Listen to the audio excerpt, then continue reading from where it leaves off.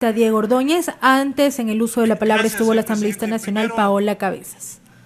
adherirme a la solidaridad, la pena, el dolor de los padres, de la familia del menor fallecido en Guayaquil por efecto de la delincuencia. Es una situación dramática.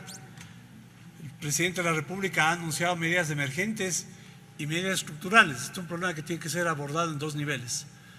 En el nivel de la respuesta inmediata, ha declarado estado de excepción, ha cambiado ministro de la Defensa, ha comprometido el ministro de Defensa la participación de las Fuerzas Armadas en el aporte para la seguridad interna. Y esto me parece a mí que es muy importante en términos de que se reconozca, primero, el esfuerzo que se hace en términos de garantizar o de recuperar los niveles de seguridad y que además las Fuerzas Armadas, la Policía Nacional deben estar al servicio de la nación en este dramático momento que vivimos. En lo estructural, señor presidente, siempre reconocer al enemigo, el narcotráfico. El narcotráfico es causante de esta escalada de violencia y que tienen que ser tomadas medidas que van a incluir, sin duda, a la función legislativa en el encuentro de las soluciones. El presidente enviará también un proyecto de ley que reforme muchas leyes que impiden que ahora exista la tranquilidad en la fuerza pública para reprimir la delincuencia. En lo que tiene que ver con el debate, señor presidente, de este proyecto, yo quisiera apartarme de la retórica y del discurso político y entrar a observar estrictamente lo jurídico en cuanto al proyecto que ha sido presentado. Siempre se reconoce el hecho de que haya buena intención en estas propuestas, ¿no? Pero el camino al infierno está empedrado de buenas intenciones, señor presidente, y uno tiene que poner a esas buenas intenciones sentido de realidad, técnica legislativa y perspectiva. Porque si no, terminamos con proyectos, con el debido respeto al proponente, insulsos como el que estamos presentando, que además tiene normas que yo creo que están deslizadas en este proyecto, que no se han advertido y que yo creo que es importante tenerlos en cuenta. Primero, señor presidente, señalar que se está incorporando a la juventud como que se tratase de un grupo vulnerable. Y la Constitución no establece a la juventud en la definición de la ley como grupo vulnerable. Y en ese sentido es que muchísimas de las normas, ¿no?, establecen una serie de requisitos como que si los jóvenes no tuviesen ya la cobertura como ciudadanos o los derechos como ciudadanos. Esta definición de jóvenes de entre 18 y 29 años hace aparecer como que se tratase de un grupo vulnerable y de otro grupo de ciudadanos. Y así se establece, señor presidente, que dice que toda persona joven tiene derecho a que el Estado garantice su bienestar físico, emocional, mental y social relacionado con su sexualidad, libre de toda coacción, discriminación, estigmatización y violencia. Bueno, hablamos de gentes que tienen capacidad de decisión, ¿no?, que tienen desarrolladas sus capacidades volitivas. Pues de aquí parecería como que estamos refiriendo a jóvenes de 18 a 29 años como incapaces de poder tomar una decisión como la que se precautelan los grupos vulnerables cuando hablamos de niños, jóvenes y adolescentes. No es lo mismo. Luego dice alimentación saludable para niños, para jóvenes de entre 18 y 29 años. Yo entendería eso en el caso de grupos vulnerables, en donde la Constitución establece medidas de protección. Y esto, señor presidente, aparte del hecho de que las normas se repiten, ¿no? Las normas se repiten.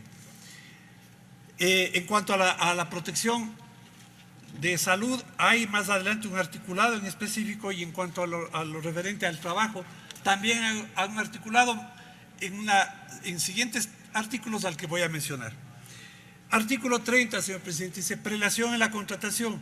La empresa privada favorecerá la contratación de personas jóvenes que han realizado pasantías y prácticas en dichas instituciones. Bueno,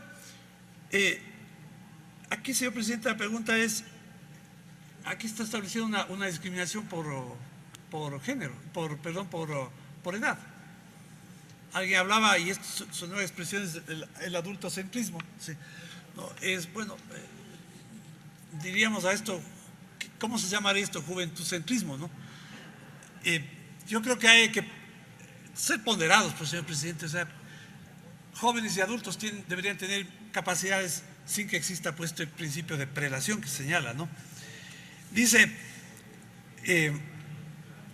la autoridad del trabajo establecerá políticas laborales de conciliación y corresponsabilidad que permitan a las personas jóvenes trabajar y al mismo tiempo, artículo 32, ejercer la maternidad, paternidad, cuidado. Bueno, esto ya está en la ley, ¿no? Esto es parte del Código del Trabajo, no sé para qué volver a insistir en textos que ya están, normas que están regladas. Con esto, señor presidente, un solo paréntesis. Yo sé que hay que poner algo en la agenda de debate, pero yo creo que hay que tener cuidado a lo que se pone, porque caso contrario nos sentamos a discutir cosas que ya están regladas. Y bajo el argumento de que lo que sobra no hace daño, no tiene sentido en materia legislativa. Lo que sobra sí hace daño en materia legislativa, porque estamos regulando sobre lo que ya está regulado a pretexto de que quisimos que en otra ley aparezca algo que ya está en otro texto. Me parece que es inoficioso y hace perder el tiempo a esta asamblea, por más que no tengamos otros temas que debatir, señor presidente.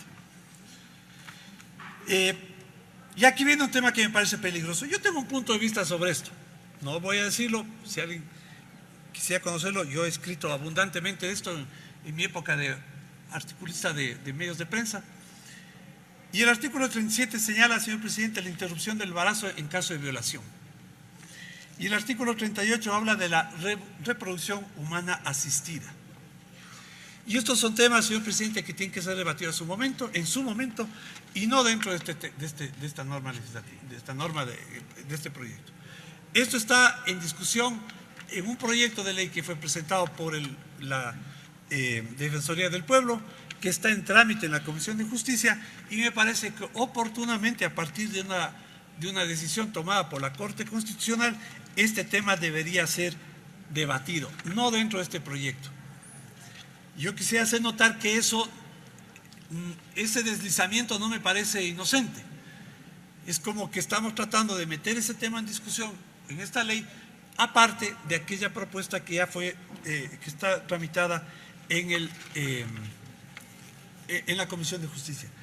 Finalmente, señor presidente, en el inciso segundo también se añade otro elemento que es un tema conflictivo, un tema que que debe ser debatido profundamente, no a propósito de volver a discutir normas que ya están, sobre temas que ya están regulados, pero me parece importante porque le da carácter a este proyecto, y es en donde yo encuentro que se han deslizado, y no sé si es que los asambleístas que opinaron o que van a opinar han tenido en cuenta, ¿no? Inciso segundo del número 7 del artículo 3, que dice: las familias en sus diferentes tipos, y yo no sé si todavía se haya regulado cuáles son los distintos tipos de familia. Yo también tengo un punto de vista sobre eso, señor presidente. Como liberal, en cuanto al aborto y en cuanto a esto, tengo mi punto de vista. Pero esto no está arreglado. ¿Qué son estas familias en sus diferentes tipos? Esto no está regulado, pero ya está puesto aquí como que si fuese una legislación que defina cuáles son los tipos de familia. Yo quisiera proponer, señor presidente, pero sé que no va a haber apoyo, que esto se archive. Y con la recomendación específica y especial, señor presidente, en el sentido de que no discutamos normas que ya están en debate, como las que acabo de mencionar, o normas que no sirven para nada, en tanto ya existe otra norma que regula esas situaciones. Gracias, señor presidente. La intervención del asambleísta por Pichincha, Diego